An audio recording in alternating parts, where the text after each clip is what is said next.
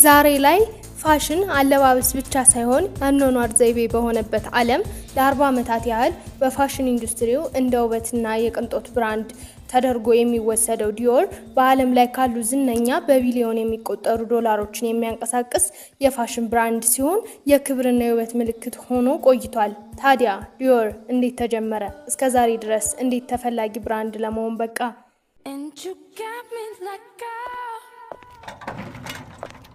ክርስቲያን ዲዮር የፈረንሳይ ከተማ በሆነችው ግራንድቪሊ ከእናቱ ከማሪ ማድሊን ጁሊየት ማርቲን እና ከአባቱ አሌክሳንደር ሉዊስ ማሪስ ዲዮር እንደ አውሮፓውያን አቆጣጠር በ1905 ተወለደ። ለቤተሰቡ ሁለተኛ ልጅ የነበረው ክርስቲያን ዲዮር ከእናቱ ጋር ማዘውተር ይወድ ነበር። ከእናቱ ጋር በነበረበት ጊዜም የሚያየው ነገር ለጥበብ ለየት ያለ ዝንባሌ እንዲኖረው አደረገው።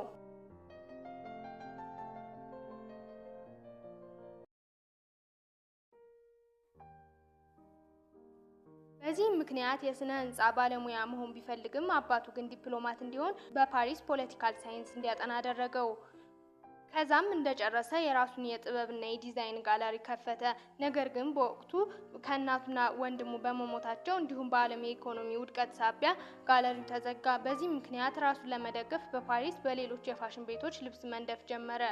የዲዛይን ችሎታውን የተመለከተው ነጋዴው ማርሴል ቡሳክ ክርስቲያን ዲዮር የራሱን ፋሽን ቤት እንዲከፍት ረዳው።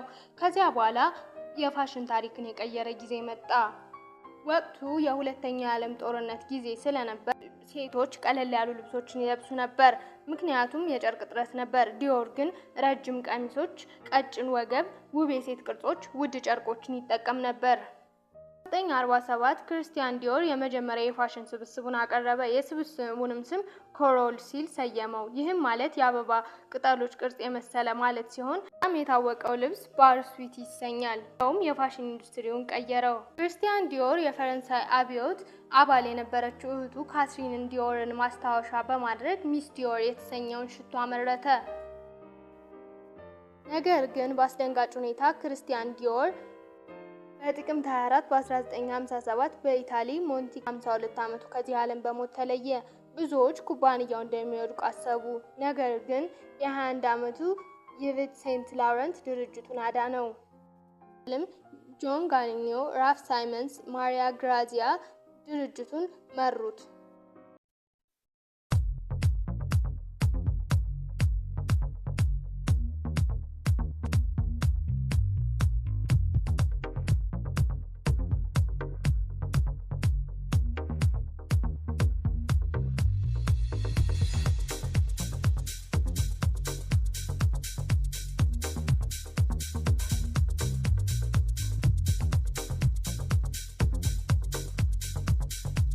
ዛሬ ላይ ዲዮር በዓለም ላይ ከታላላቅ የቅንጦት ብራንዶች አንዱ ነው። ከፓሪስ ከሆሊውድ ቀይ ምንጣፍ ድረስ ዲዮር ቅንጦት፣ ውበት፣ ክብርና ኃይልን ይወክላል።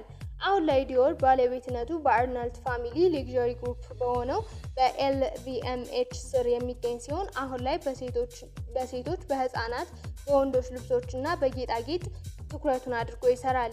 ይህ ታሪክ የዲዮር ብቻ ሳይሆን ፈጠራ ዓለምን እንዴት እንደቀየረ የሚያሳይ ነው። ከብዙ ዓመታት በኋላም ክርስቲያን ዲዮር ራዕይ አሁንም በሕይወት አለ። ውበት ሁሉም ቦታ አለ። ክርስቲያን ዲዮር